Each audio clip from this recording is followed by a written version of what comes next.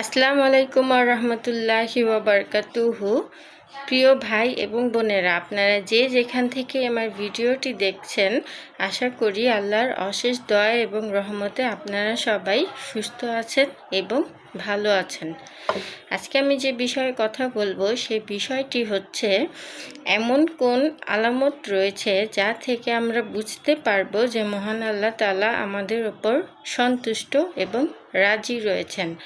সে আলামতগুলোর প্রধান বৈশিষ্ট্য হচ্ছে, প্রথমত আমরা খুব সহজেই নেকির কাজগুলো করতে পারবো।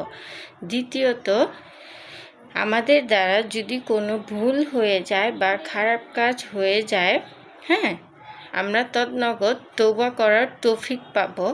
আমরা সাথে সাথে তওবা করব এবং ওই খারাপ কাজ থেকে আমরা সরেও যাব।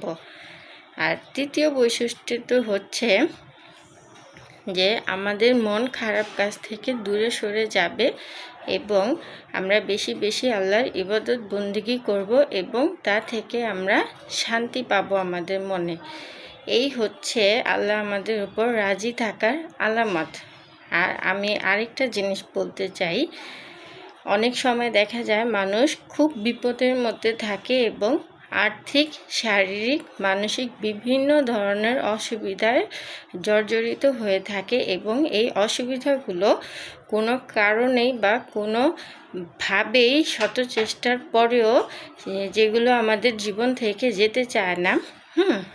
এরকম অবস্থায় আমরা কিভাবে বুঝতে পারবো যে আমাদের উপর সুদিন বা ভালো দিন আসতে চলছে?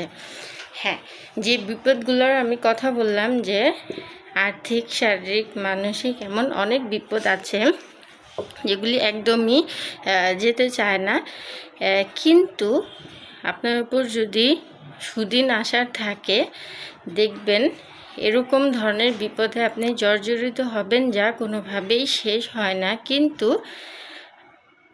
কিছুদিন পরে সে বিপদগুলো আপনার জীবন থেকে চলে যেতে থাকবে।